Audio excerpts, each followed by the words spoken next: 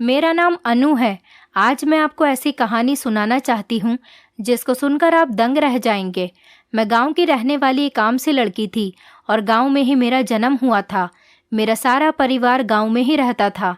हम लोगों की बड़ी ख्वाहिश थी कि हम भी कभी शहर जाएं, लेकिन शहर में तो बड़े लोग ही रहते हैं जिनके पास रुपया पैसा हो।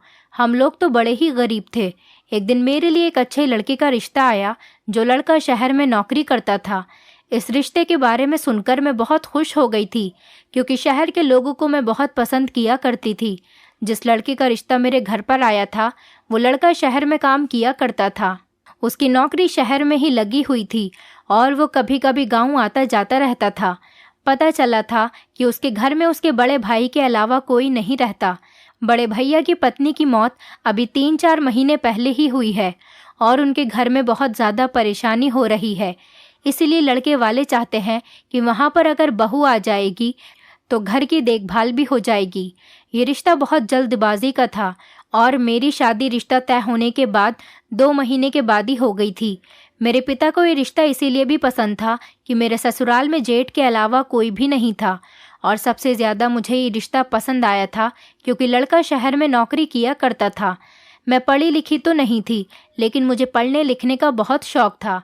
मैं चाहती थी कि मेरी शादी हो जाएगी तो शायद मुझे मेरे पति से कुछ सीखने को मिल जाएगा। जब मेरी शादी हो गई और मैंने अपने पति को देखा तो मैं बहुत ज़्यादा खुश हो गई थी। ऐसा लग रहा था जैसे मेरे भाग्य ही खुल गए हों। मेरे पति बहुत अच्छे थे, देखने में भी बहुत ही ज़्यादा खूबसूरत थे। वैसे भी मैं कोई बुरी नहीं थी, मुझे भी लोग पसंद किया करते थे। लोगों का कहना था कि तुम बिल्कुल शहर की लड़कियों की तरह लगती हो, और मैं अपना हुलिया भी कभी कभी ऐसे ही बना लिया करती थी। शहर की लड़कियों जैसे फिटिंग के कपड़े पहना करती थी, जिस बात पर मेरी माँ मुझे खूब डांट लगाती थी। मुझे अपने पति और अपनी ससुराल बहुत पसंद आई थी।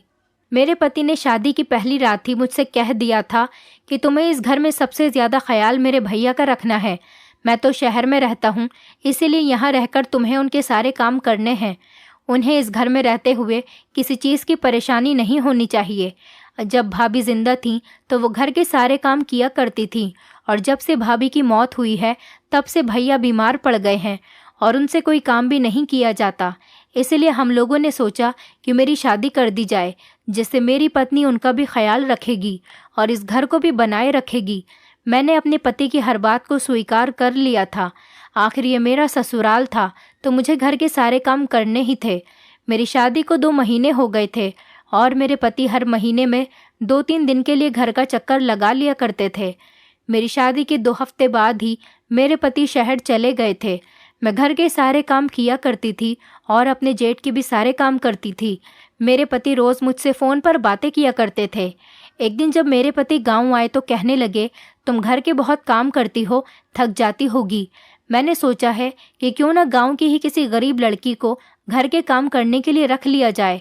तुम्हारी भी मदद हो जाएगी और तुम्हें उसका साथ भी मिल जाएगा। मैं अपने पति की इस बात से बहुत खुश हो गई थी। उन्हें मेरी कितनी फिक्र थी, इसलिए मैं उनकी इस बात पर राज़ी हो गई थी। मेरे पति ने घर में एक काम वाली रख दी थी। वो जवान लड़की थी, उसका नाम अंजू था। अब घर में हम 3 लोग ही रहने लगे थे। मेरे घर में मेरे अलावा एक मेरे जेठ और दूसरी काम वाली लड़की रहती थी, जो कि मेरी उम्र की ही थी। कुछ देर घर में रुकने के बाद मेरे पति फिर से शहर वापस चले गए थे। पहले तो मुझे घर में काफ़ी अकेलापन महसूस होता था, लेकिन अब जब से अंजू घर में आई थी मुझे काफ़ी अच्छा महसूस होने लगा था।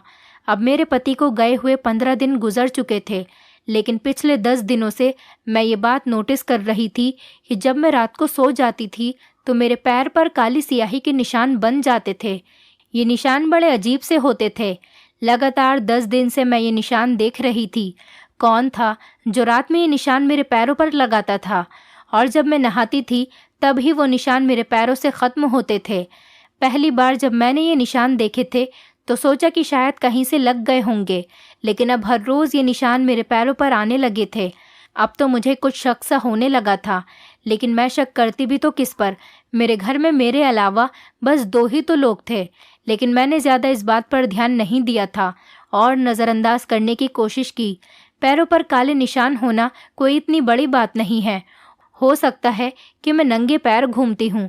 शायद ज़मीन से ही मेरे पैरों पर निशान लग जाते हों।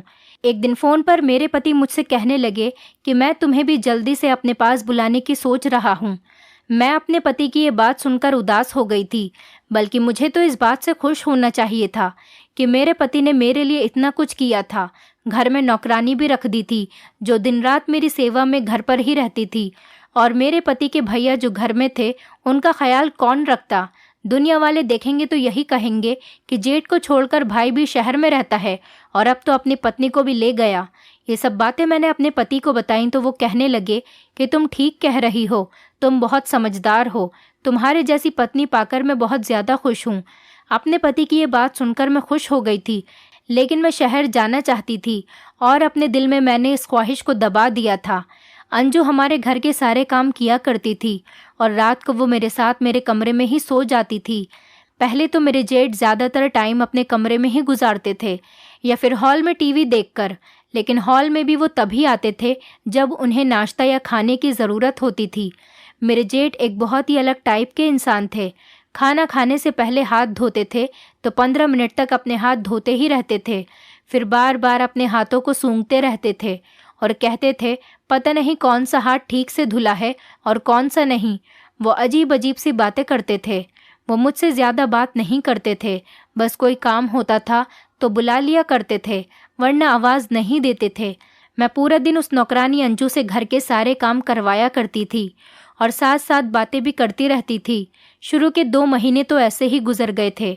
मेरे पति रोहन का भी हर दूसरे तीसरे दिन मुझे फ़ोन आता रहता था। मैं हर बार उनसे उनके बारे में पूछती रहती थी और कहती थी आप भी घर पर आ जाओ, आपके बिना मेरा घर में दिल नहीं लगता। वो मुझे तसल्ली देते थे कि मैं जल्दी घर वापस आ जाऊंगा। जब कभी मैं नौकरानी से अपने जेठ के कमरे की सफाई करने को कहती तो वो मना कर दिया करती थी। वो कहती थी कि भाभी आप भी मेरे साथ साहब के कमरे में चलो, मुझे साहब से बहुत डर लगता है। वो बार बार मुझसे अपने कमरे की झाड़ू लगवाते रहते हैं और कई बार मुझसे बेड की चादर भी बदलवाते हैं। कहते हैं कि तुम ठीक से कोई काम नहीं करती, तुमसे सफाई लगाना नहीं आता। मैं नौकरानी की बात सुनकर हंसने लगी और कहने लगी कि वो थोड़े अलग टाइप के इंसान हैं, उनको वहम ज़्यादा रहता है। शायद अपनी पत्नी के मरने के बाद वो ऐसे हो गए हैं। तो वो कहने लगी नहीं नहीं भाभी, मुझे तो वो आदमी ठरकी लगता है, उनकी नज़रें अच्छी नहीं हैं।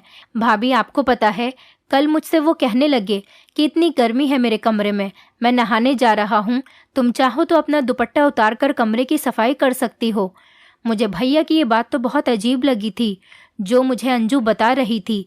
मैंने उसे तो ये कहकर टाल दिया कि तुम्हें बेटी समझकर तुम्हारा एहसास कर लिया होगा। वो कहने लगी जाने भी दो भाभी, हमने सारी ज़िंदगी तरह तरह के लोगों के घरों में काम किया है, सबकी नज़रों को अच्छी तरह से जानते हैं। ये कहकर वो किचन में काम करने के लिए चली गई। मैंने इस बात को भुला दिया, लेकिन अब जो मेरे साथ हो रहा था वो बड़ा ही अजीब व गरीब था। आखिर कौन था जो काला रंग मेरे पैरों पर लगाता था? रोज़ रात को जब मैं सो जाती थी और सुबह उठकर अपने पैर देखती तो मेरे पैरों पर काले काले निशान होते थे और मुझे पता भी नहीं चलता था। रात को मैं देर तक जागती रहती थी।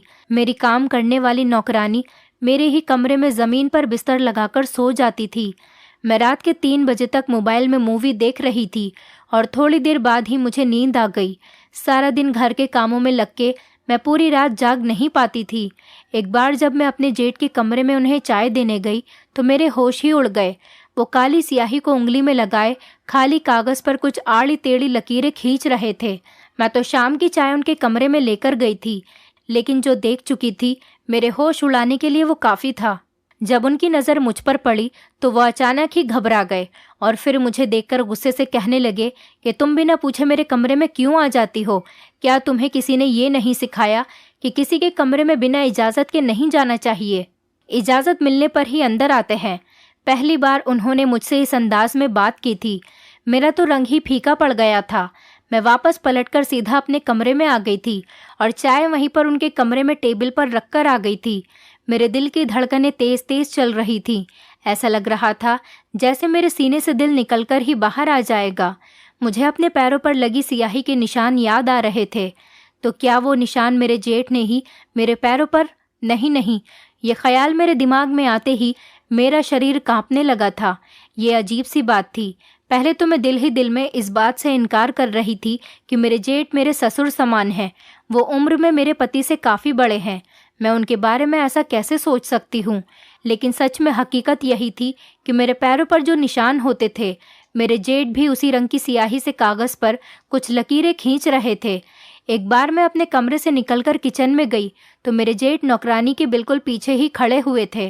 वो ध्यान से चूल्हे पर दाल पका रही थी। वो उसके इतने करीब थे कि शायद 1 इंच का फासला हो। मुझे ये बात बहुत अजीब सी लग रही थी और नौकरानी को ये बात पता ही नहीं थी कि वो उसके पीछे खड़े हुए हैं।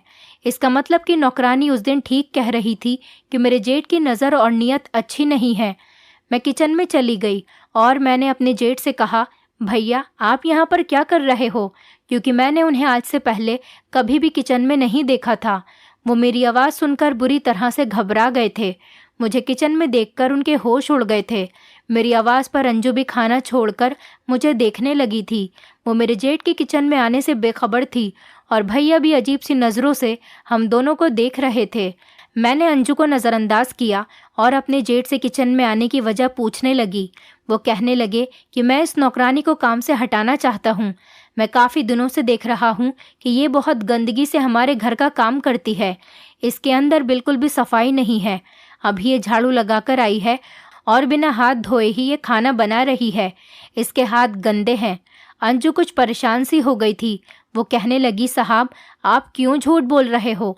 मैंने किचन में आने से पहले ही हाथ धोए हैं, उसके बाद ही खाना बनाना शुरू किया है। मेरे जेठ तो उस नौकरानी से बहस करने पर उतर आए थे। कहने लगे कि तुम झूठ बोल रही हो। मेरे भाई के पैसे हराम के नहीं हैं जो मैं तुम्हें भी तनख्वाह दूं और तुम गंदे हाथों से घर का खाना बना रही हो। तुम अपने गंदे हाथों का बना हुआ खाना हमें खिलाकर बीमार करना चाहती हो।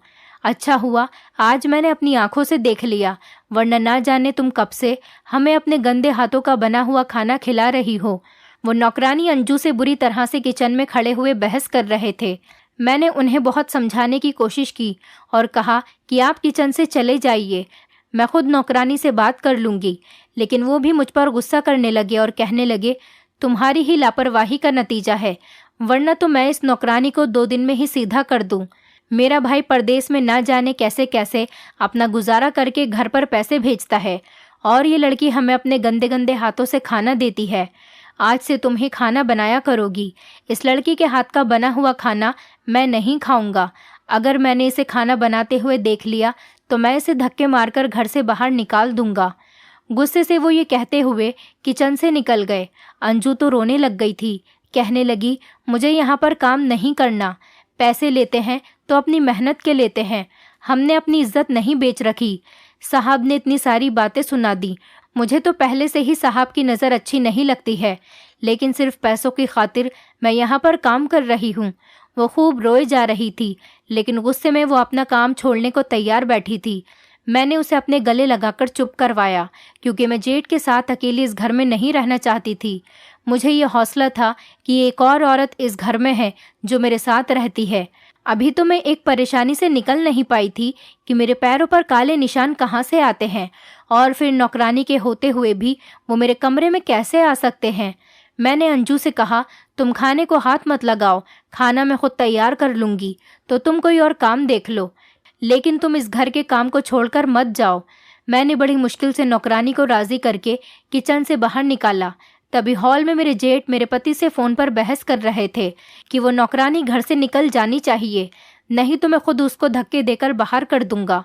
मैंने तभी सोच लिया था कि अगर मेरे जेठ अंजू को घर से बाहर निकाल देंगे तो मैं अपने पति से साफ साफ कह दूंगी कि नौकरानी अगर घर में नहीं रहेगी तो मैं भी इस घर में अपने जेठ के साथ अकेले नहीं रहूंगी।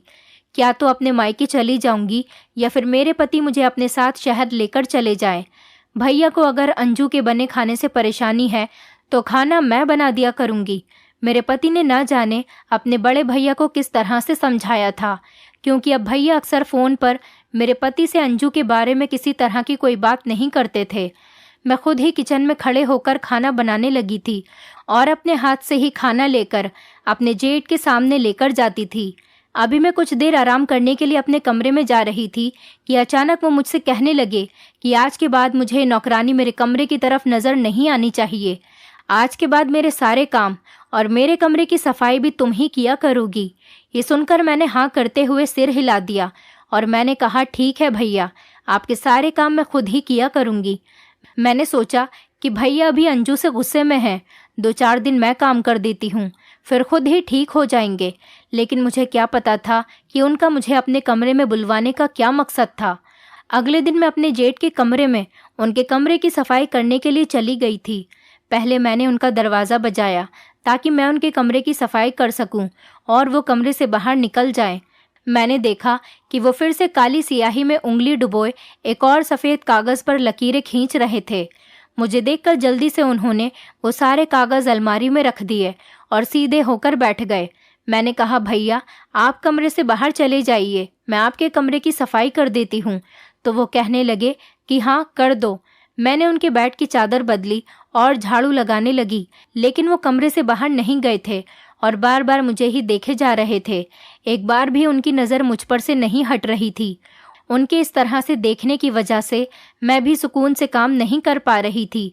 मेरे हाथ पैर घबराहट की वजह से बुरी तरह से कांप रहे थे और पसीना भी आ रहा था।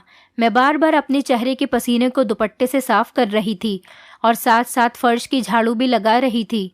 मेरे जेठ आराम से कुर्सी पर बैठ गए थे। कुछ देर के बाद वो कुर्सी से उठकर मेरे करीब आ गए और आकर मेरे सामने ही खड़े हो गए थे, तो मुझे भी खड़ा होना पड़ा। वो मुझसे कहने लगे कि इतनी गर्मी हो रही है, तुम अपना दुपट्टा उतार कर झाड़ू लगा लो, मैं तो वैसे भी बाथरूम में नहाने जा रहा हूँ, कमरे में कोई नहीं है। उनकी ये बात सुनकर मेरे होश उड़ गए थे। मुझे उनकी कही हुई ये बात बड़ी अजीब लग रही थी।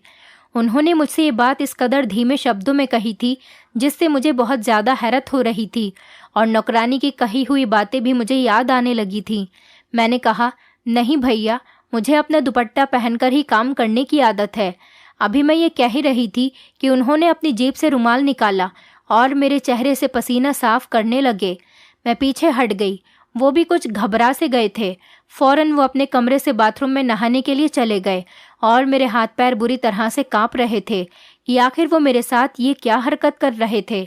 मेरे दिल की ये हालत थी कि धड़कना ही भूल गया था। मैं अपने जेठ की इस हरकत से बहुत डर गई थी। मुझे ऐसा लग रहा था जैसे वो मुझ पर भी गंदी नज़र रखने लगे हैं। मुझे तो अब अपने जेठ के कैरेक्टर पर शक होने लगा था। मैंने जल्दी जल्दी उल्टी सीधी उनके कमरे की सफाई लगाई ताकि वो बाथरूम से नहाकर वापस न आ जाएं और उनके आने से पहले ही मैं कमरे से निकलकर बाहर चली जाऊं। सारा दिन मैं यही सोच सोच कर परेशान रही थी। रात को जब मैं नौकरानी के साथ अपने कमरे में आई तो वो ज़मीन पर अपना बिस्तर बिछा रही थी। मैंने उससे कहा, अंजू ज़रा इधर आओ, मेरे पास बैठो। वो मेरे पास मेरे बेड पर बैठ गई थी और मेरी तरफ देख रही थी। मैंने उससे कहा, मेरी बात सुनो। मैं सोच रही थी कि अंजू को ये बात बताना ठीक रहेगा भी या नहीं। वो बेचारी अपना बिस्तर छोड़कर मेरे बुलाने पर मेरे पास आकर बैठ गई थी। अब तो मुझे उसको कुछ न कुछ बताना ही था। फिर मैंने उसको बता ही दिया कि तुम जो कुछ भी मेरे जेठ के बारे में कहती हो, मुझे भी अब वो सब कुछ बातें सच लगने लगी हैं। फिर मैंने उसे ये भी बता दिया कि रोज़ मेरे पैरों पर एक काली सियाही के निशान होते हैं। तो वो ये बात सुनकर हैरान होकर फटी फटी आंखों से मुझे देखने लगी और कहने लगी, भाभी, मुझे तो आपके जेठ पर पहले से ही शक है। मुझे तो लगता है कि आप पर वो कुछ गलत भी कर रहे हैं। मैंने उससे कहा, तुम्हारा गलत से क्या मतलब है? तो वो कहने लगी, मुझे ऐसा लग रहा है भाभी, आपके जेठ आपके ऊपर काला जादू कर रहे हैं। हमारे गांव में भी एक जेठ ने गलत करके अपने छोटे भाई की पत्नी से शादी कर ली थी। उसने काले जादू से अपने भाई की पत्नी को काबू में कर लिया था और उस औरत का पति भी बाहर रहता था। नौकरानी की बात सुनकर मेरे होश उड़ गए थे। नौकरानी ने बताया कि पहले तो साहब की नज़र हमेशा मुझ पर ही रहती थी, लेकिन अब मैं देखने लगी हूँ कि उनकी नज़र आप पर रहने लगी है। वो आपको घूर घूर कर देखते हैं और शायद इसी वजह से साहब मुझे इस घर से निकालने के चक्कर में हैं, ताकि मेरे जाने के बाद वो आसानी से आप पर नज़र रख सकें। इसीलिए तो वो मेरे हर काम में बेवजह ही कमियां निकालते रहते हैं। मेरा तो जी ये सब कुछ देखकर घबराने लगा था। नौकरानी की ये सारी बातें सुनकर तो मुझे अपने जेठ पर यकीन नहीं आ रहा था कि उनकी नीयत इतनी गंदी है। उन्होंने ये भी नहीं सोचा कि ये उनके भाई की पत्नी है। आखिर वो ऐसा कैसे कर सकते हैं? अब तो मुझे और भी ज़्यादा डर लगने लगा था। अब मैं अपने कमरे को लॉक करके सोने लगी थी और अब मेरे पैरों पर निशान भी नहीं होते थे। इस बात से मैंने अंदाज़ा लगा लिया था कि ये मेरे जेठ ही होते हैं जो मेरे पैरों पर स्याही के निशान लगा देते हैं। अब मुझे पक्का यकीन हो गया था, क्योंकि मैं दरवाज़ा अंदर से लॉक करके सोने लगी थी और दरवाज़ा लॉक करने पर रात बीच में जेठ मेरे कमरे में भी नहीं आ सकते थे। जब मैं दरवाज़ा लॉक करके नहीं सोई थी तो ज़रूर मेरे कमरे में मेरे जेठ ही आते होंगे। शायद कोई गलत काम भी करते हों, लेकिन ऐसा कैसे मुमकिन था? जब से मैंने कमरा बंद करना शुरू कर दिया था, मेरे जेठ मुझे घूर घूर कर देखने लगे थे, लेकिन मैंने उनकी परवाह नहीं की। कुछ ही दिन बाद मेरे जेठ मुझ पर चिल्लाने लगे। बेवजह ही वो मुझे डांट रहे थे। कहने लगे कि तुम अपने कमरे का दरवाज़ा क्यों लॉक करती हो? मेरा भाई तुम्हें मेरी जिम्मेदारी पर यहाँ छोड़ कर गया है, और तो और मुझे इस नौकरानी पर बिल्कुल भी भरोसा नहीं। इसलिए मैं खुद रात को बार बार आकर तुम्हारे कमरे में झांकता रहता हूँ कि कहीं ये कोई कीमती चीज़ चुराकर यहाँ से न भाग जाए। अपने जेठ की किसी भी बात पर मुझे यकीन नहीं आ रहा था, बल्कि वो जिस तरह से मुझे डांट रहे थे, मुझे उनका ये अंदाज भी पसंद नहीं आया था। मैंने अपने पति से भी कह दिया था कि जल्द से जल्द मुझे अपने पास बुलाने का बंदोबस्त करो, मुझे आपके पास आना है। जो बात मुझे मेरे पति ने बताई, ये सुनकर तो मुझे रोना आने लगा था। वो कहने लगे कि भैया ने मुझे तुम्हें यहाँ बुलाने से सख्ती से मना कर दिया है। वो कहते हैं कि अनु कभी यहाँ से बाहर नहीं जाएगी। मैं ये सुनकर रोने लगी। मैंने अपने पति से कहा, आखिर आपके भैया मुझे इस घर में क्यों रोकना चाहते हैं? और मैंने अपने पति को धमकी दी कि या तो आप मुझे अपने पास बुला लो, या फिर आप ही शहर से काम छोड़कर गांव में आकर कोई और काम देख लो। मुझे यहाँ पर नहीं रहना। मेरे पति कहने लगे, बस 6 महीने की बात है, मैं वापस आ जाऊँगा। तुम बस 6 महीने और जैसे तैसे घर में काट लो। मैं इस बात पर भी नहीं मान रही थी, लेकिन मेरे पति अपनी मजबूरियां बताने लगे कि 6 महीने बाद उनका प्रमोशन हो जाएगा और उनको अच्छे खासे पैसे मिलने वाले हैं। अगर छोड़कर आ गए तो उन्हीं का नुकसान होगा। इतने टाइम से नौकरी कर रहे हैं, उसका फल अब मिलने वाला है, तो तुम मुझे बुलाने की जिद पर लगी हुई हो। मैं अपने पति की मजबूरियां मानती या इस घर में रहकर इतनी सारी परेशानियां झेलती? मेरी कुछ भी समझ में नहीं आ रहा था कि मैं क्या करूं। मुझे अपने जेठ से बहुत ज़्यादा चिढ़ होने लगी थी। न जाने वो क्या चाहते थे। मैं अपनी मर्जी से इस घर में सांस भी नहीं ले सकती थी। रात को अपने कमरे में लॉक लगाकर सोती तो वो चिल्लाने लगते थे। अपने सारे काम भी उन्होंने नौकरानी से करवाने के बजाय मुझ पर ही सौंप दिए थे। जिस तकलीफ से मैं गुजर रही थी वो मैं ही जानती थी। अब तो हर बात पर वो मुझे रोकने टोकने लगे थे। मुझे घर में अपने जेठ की मौजूदगी बहुत ही बुरी लगने लगी थी। कभी कभी मेरे दिल में ये भी ख्याल आता था कि अपने पति से कहूँ कि आप अपने भाई की दूसरी शादी करवा दो, शायद दूसरी पत्नी आने से इनका दिमाग ठीक हो जाए। लेकिन फिर मैं ये भी सोचती थी कि मेरे पति मुझे इस बात पर डांट न दें कि मैं उनके भैया के बारे में कैसी कैसी बातें कर रही हूँ। मैं किसी टाइम पर अगर अपने कमरे में आराम करने भी चली जाती थी तो वो हंगामा मचा देते थे कि तुम्हें मेरी कोई फिक्र नहीं है और मेरी परवाह नहीं है। मुझे खाना देकर तुम समझती क्या हो कि तुम्हारी जिम्मेदारी पूरी हो गई। मैं अपने भाई से तुम्हारी शिकायत ज़रूर करूँगा। मैं उनकी रोज़ रोज़ की इस बहस से बहुत तंग आ चुकी थी। मैंने कहा कि आप बताइए, आपको मुझसे क्या काम है? मैं आपका कमरा भी खुद साफ करने लगी हूँ, आपके सारे काम भी खुद ही करती हूँ, खाना चाय सब कुछ आपको टाइम पर देती हूँ। इसके अलावा मेरी और क्या जिम्मेदारी है? तो मेरे जेठ कहने लगे कि तुम मेरे पास बैठकर मुझसे बातें नहीं करती हो, मुझे टाइम नहीं देती हो। आखिर मैं उनके छोटे भाई की पत्नी होकर उनसे क्या बातें करती और उनको किस तरह से टाइम देती? ये काम मेरे लिए बेहद मुश्किल था कि मैं बैठकर उनके साथ बातें करूं। भला मैं उनसे क्या बातें कर सकती थी? उन्हें खुद ही ये सोचना चाहिए था। ना ही उनका कोई दोस्त था कि वो घर से बाहर आते जाते, या फिर उनका कोई दोस्त घर में आ जाता। घर में तो ना ही कोई आस पड़ोसी आता था और ना ही कोई उनका रिश्तेदार आता था। गांव में भी उनके कड़क व्यवहार के चर्चे आम थे। लोग उनसे बात करने से पहले या तो डर जाते थे या फिर घबरा जाते थे। इस बार मैंने उनकी बात से साफ इनकार कर दिया। मैंने कहा कि आपको मेरी शिकायत मेरे पति से लगानी है तो आप शौक से मेरी शिकायत लगा सकते हैं, लेकिन मैं आपके साथ बैठकर बातें नहीं कर सकती। इस घर की बहू होने के नाते मैं जो कर सकती हूँ वो कर रही हूँ। मैं अपनी जिम्मेदारी को पूरी तरह से निभा रही हूँ। इससे ज़्यादा की उम्मीद आप मुझसे ना ही रखें तो बेहतर होगा। मेरी बात सुनकर वो गुस्से से भड़क उठे, लेकिन मुझे कुछ नहीं बोले। अपने कमरे में वापस चले गए और कमरे के दरवाजे को अंदर से बंद कर लिया। नौकरानी भी वहीं खड़ी हुई हमारी सारी बातें सुन रही थी। वो कहने लगी, भाभी आपने उनके साथ बिल्कुल ठीक किया। भला आप कोई साहब की पत्नी थोड़ी हैं जो घंटों उनसे बातें करती रहें। मुझे नौकरानी की बात बिल्कुल सही लगी थी। मेरा भला क्या रिश्ता था जो मैं उनसे बैठकर बातें करती। मैंने सोचा कि अच्छा ही हुआ, मेरे जेठ मुझसे नाराज हो गए। कम से कम अब वो मुझे परेशान तो नहीं करेंगे। उसी रात जब हम लोग सो गए तो रात को जो मेरे साथ हुआ उससे तो मैं बहुत ज़्यादा डर गई थी। सुबह जब मेरी आंख खुली और मैंने अपने पैरों को देखा तो मेरे पैरों पर काले रंग के निशान लगे हुए थे। नौकरानी अभी तक सोई पड़ी थी। मैंने उसे बताया तो वो कहने लगी, भाभी, मेरा सर दर्द से भारी हो रहा है, मुझे नींद बहुत तेज आ रही है। रात भी मुझे होश नहीं रहा कि मैं कहाँ सोई हूँ और कहाँ नहीं। फिर वो कहने लगी, हाँ भाभी, मुझे याद आया, रात को मेरे सर में हल्का सा दर्द हो रहा था। साहब ने मुझे एक सर दर्द की गोली दी थी, कहने लगे कि ये खा लो, ठीक हो जाएगा तुम्हारे सर का दर्द। लेकिन न जाने वो गोली खाते ही मुझे बहुत तेज नींद आने लगी और मुझे अपना होश भी नहीं रहा। नौकरानी की ये बात सुनकर मैं रोने लगी कि इसने तो गोली खाई थी, लेकिन मैंने तो ऐसा कुछ भी नहीं खाया था।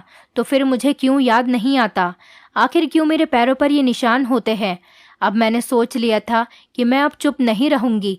बस अब मेरे जेठ की हरकतें बहुत हो चुकी है। मैंने अगली रात नौकरानी को नींद की गोली खिलाने का बहाना किया और अपने बेड पर सुला दिया ताकि मेरे जेठ को ये लगे कि नौकरानी सोई हुई है और मैं खुद छुप गई थी। नौकरानी को मैं पहले ही सब कुछ बता चुकी थी। वो ये सच जानने की वजह से मेरी मदद करने के लिए तैयार हो गई थी। मैं सोफे के पीछे छुप गई थी। मैंने कमरे में लॉक भी नहीं लगाया था और दरवाजे को ऐसे ही बंद कर दिया था। जब रात के 1:30 बजे मेरे जेठ कमरे के अंदर आए और मेरे बेड की तरफ जाने लगे, मैं छुपकर उनको देख ही रही थी कि शायद वो बेड पर मुझे सोता हुआ समझ रहे थे, लेकिन बेड पर तो नौकरानी सोई हुई थी और मैं छुपकर उनको देख रही थी। ये बात उनको नहीं पता थी। जैसे ही वो बेड की तरफ गए तो एकदम से मैंने लाइट जला दी। मेरे जेठ बेड से पीछे हट गए। मुझे अपने पीछे देखकर वो हैरान रह गए थे। लेकिन तभी अचानक से कमरे में 3 आदमी आ गए जिनके मुंह पर मास्क लगे हुए थे। उन्होंने मेरे और मेरे जेठ के हाथ बांधना शुरू कर दिए। हम दोनों के हाथ रस्सी से बांधने शुरू किए और हमारे मुंह पर रुमाल बांध दिया। हम दोनों अपने हाथ को छुड़ाने की बहुत कोशिश कर रहे थे, लेकिन नाकाम रहे। न जाने ये लोग कौन थे, हम तो इनको जानते भी नहीं थे और ये लोग मेरे कमरे में क्या कर रहे थे। मेरी आंखों से बेबसी के आंसू निकल रहे थे। उन आदमियों ने एक कुर्सी पर मुझे और दूसरी कुर्सी पर मेरे जेठ को बैठा दिया था। मेरे जेठ को भी रस्सियों से बांधा हुआ था। सामने 3 आदमी खड़े हुए थे और मेरी अलमारी से सारे जेवरात और पैसे निकाल रहे थे। वो नौकरानी भी उन लोगों के साथ ही खड़ी हुई थी। सारा खेल उसी का ही रचाया हुआ था। वो नौकरानी के ही साथ थे और कह रहे थे कि हम तो न जाने कब से इस घर से हर चीज से हाथ साफ कर चुके होते, बस वो मेरा भरोसा जीतना चाहती थी। उसने बताया कि वो जानबूझकर मेरे दिल में मेरे जेठ के खिलाफ शक डाल रही थी। मेरे पैरों पर भी काली स्याही के निशान वही लगाया करती थी ताकि मुझे ऐसा लगे कि मेरा जेठ मुझे अपने काबू में करने के लिए मुझ पर कोई जादू टोना कर रहा है। और फिर दूसरी तरफ वो मेरे जेठ को भी मेरे खिलाफ भड़काया करती थी। उनसे कहती थी कि आपके भाई की पत्नी बिल्कुल भी अच्छी नहीं है, वो आपको समय देने के लिए तैयार नहीं है, वो आपकी सेवा नहीं करना चाहती, बस आपको इस घर में अपने पति की वजह से झेल रही है, इसलिए तो वो आपसे कोई बात भी नहीं करती।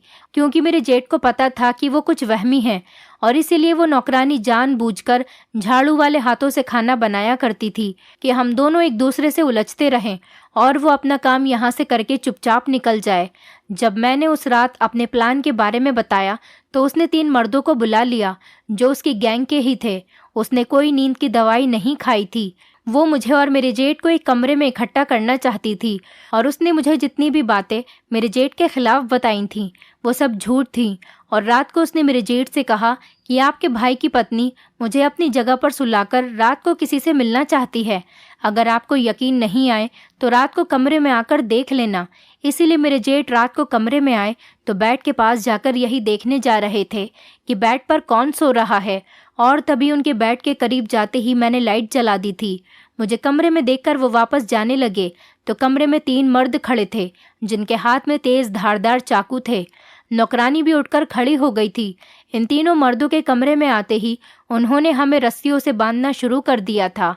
वो हमारे घर से सारा सामान चोरी करके ले जा रहे थे, लेकिन उस रात अच्छा ये हुआ था कि मेरे पति हम लोगों को सरप्राइज देना चाहते थे और उसी रात वो घर पर वापस आ गए थे। घर का मेन गेट खुला हुआ था तो वो ये देखकर घबरा गए। जब अंदर आए तो उन्होंने मर्दों की आवाज़ें सुनी तो वो समझ गए थे कि घर में कोई चोर घुस आया है। उन्होंने मेरे जेठ के कमरे में जाकर पुलिस को फ़ोन कर दिया। कुछ ही देर में पुलिस भी घर पर आ गई और हमारी जान और सारा सामान बाल बाल बच गया था। पुलिस ने नौकरानी और उसके तीनों साथियों को गिरफ्तार कर लिया था।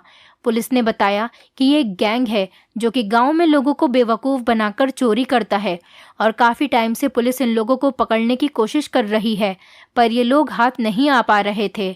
आज ये लोग हाथ आ गए हैं तो अब गांव में चोरियां होनी कम हो जाएंगी। मेरे जेठ ने मेरे पति को वापस दूसरे शहर जाने से सख्ती से मना कर दिया कि हम कम पैसों पर गुजारा कर लेंगे, लेकिन किसी नौकर को दिन रात अपने घर में नहीं रखेंगे। कुछ नौकर घर के भेदी होते हैं।